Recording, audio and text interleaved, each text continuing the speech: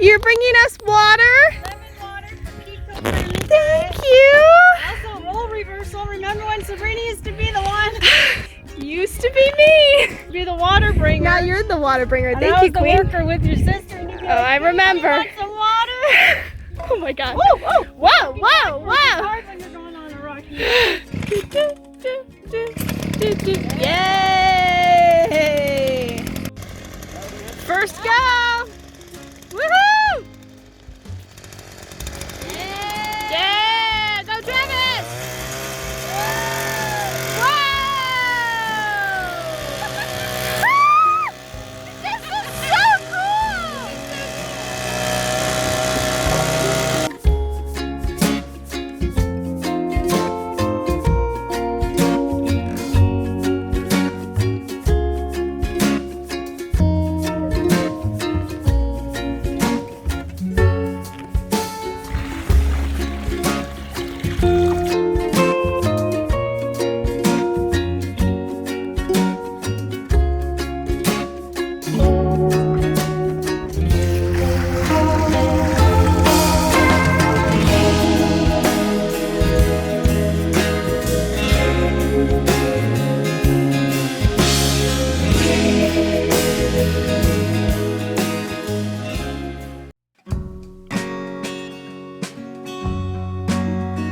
Okay, all right, so it's day number 3 of building the fences. And so far, we were like, we should have recorded it. We should have recorded us doing it. But this is how we set up the poles so that way they don't move. First of all, we made sure the 2-foot hole in the bottom. Our auger went down almost 2 feet, and then we dug the rest out. And this is a handy dandy little piece you don't have to buy. You can also use electrical tape and tape. What is it called? Oh, it's just a leveler for fence posts or things. And there's 2 little levels, and you have to line them up on both sides. So that way you make sure it's straight. But these posts are not actually straight, so you know it's as good as it's gonna get. And then you get these cheapo depot boards, and every drill is screws on the long twisting. But the idea is that if you put one screw in here, and if we need to, and that's not straight, you can put the pieces of these cords going out for support. You can just pick them up. So they can go like this. See how this is? See that? That's cool. And I can move whatever we want to. If it gets real windy, we'll put a third one going that direction, but it won't be able to go anywhere. Yeah. We'll mix up the cement. We've got water. We've got these stakes in case we wanted to. You could use the stakes to really make sure your boards don't slide back and forth, but they're staying pretty good. Woohoo! Now we're gonna mix cement. Yay!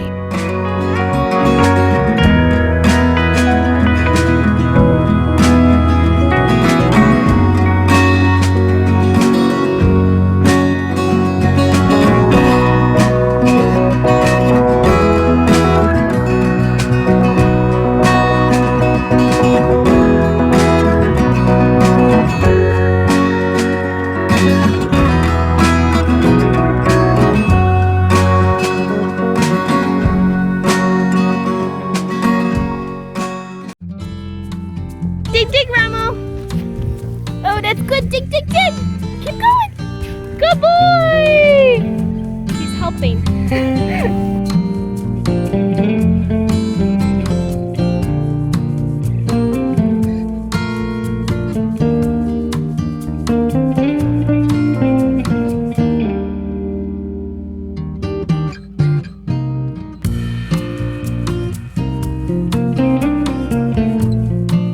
Hello friends, so believe it or not, it has been about a month and a half since the last clip that you just saw. It has been a super busy past month and a half here at the ranch. Summer has really hit us, and our dog boarding business has been really busy, and there's been other projects and just a lot going on.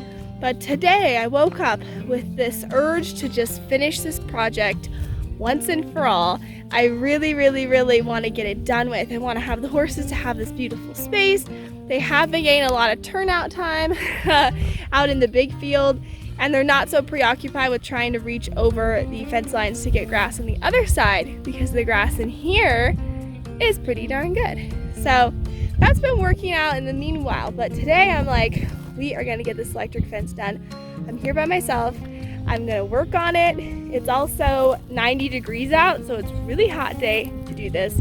But it looks like for the next 10 days, that's pretty much the forecast. So let's get to finishing this project.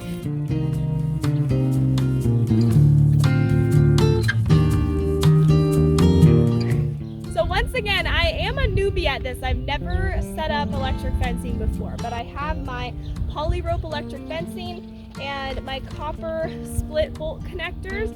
So I'm gonna start from what I've seen on the videos. What they have told me to do is to pull the strand through the insulator. Then we're gonna take one of these and clamp it.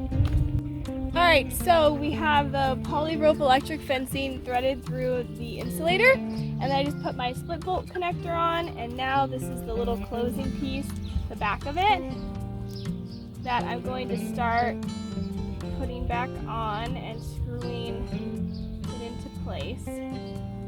I want to make sure that it's not like crooked or anything. I think that looks okay. There we go. Okay, that's pretty tight. I'm going to take my little pliers here and grab the base clamp and just tighten it, because you want this thing pretty tight. You don't want it to come undone when you tighten up the actual fence line.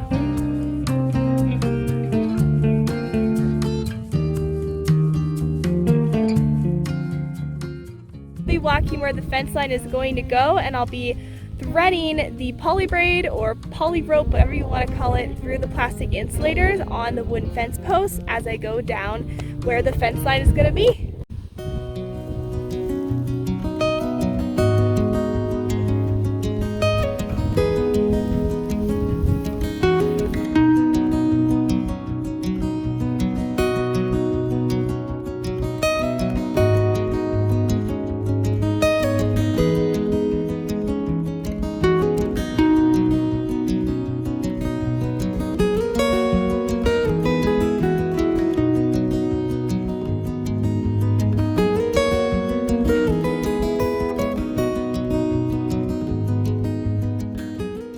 Guys, this is where we're at so far. We got the poly braid basically threaded through all the plastic insulators, and this is what it looks like. Yay!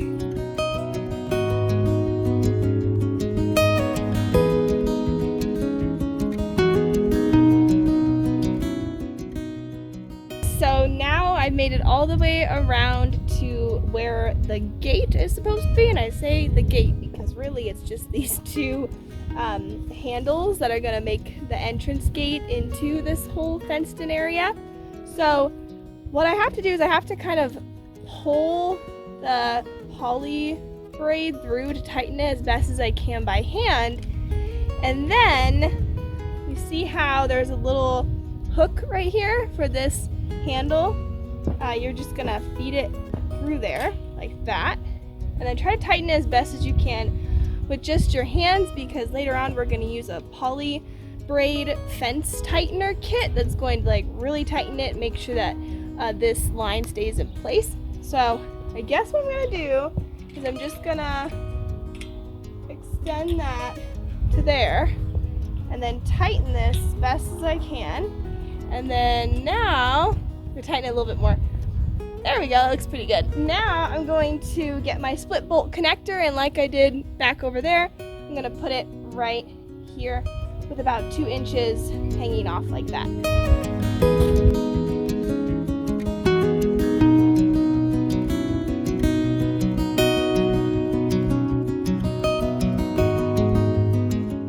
They also say that before you cut this little piece right here, so that way we can use the rest of the poly braid fencing wheel to make our second line of fencing, that you want to take electric tape like this right here and mark where you're going to cut, and make sure that you put the tape on the end of where you're going to cut before you cut, so it prevents it from fraying. So let's get this. Okay.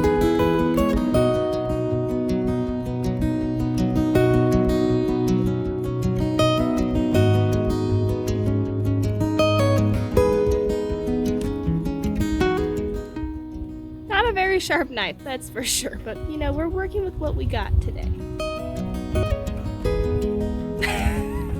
my god, this is really not cutting through. Hey, I guess that means that this poly braid fencing is very durable because I am kind of like sawing at this for the past minute and we still don't have it cut through all the way. But apparently I'm very determined. Oh my god, we're almost there, we're almost there, we're almost there, you guys, we're almost there.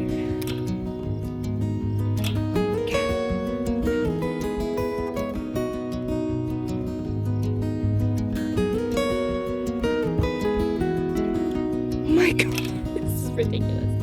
We have like 3 more strands. Okay, we're so freaking close. Woo! Okay. Sorry that took so long, but now it's done. And now we do the last line of fencing, same thing that we just did, and then the poly braid will actually be all the way up, and then we just have to do the grounding wire and connect it to the solar charger, the fence charger. So we're pretty close. I'm really excited that it's going well so far. Okay, so the second line is up, and now I just gotta go over there to the left and tighten this line up, and then we're getting so close. So it's a few hours later and it's a lot cooler out here, but I have our solar electric fence charger, and I decided to go with solar for multiple reasons. Number one, if you lose electricity, you don't have to worry about losing your connection to your electric fence and making sure that's charged. We do have some pretty crazy winter storms and we do sometimes lose power, so solar feels like the way to go.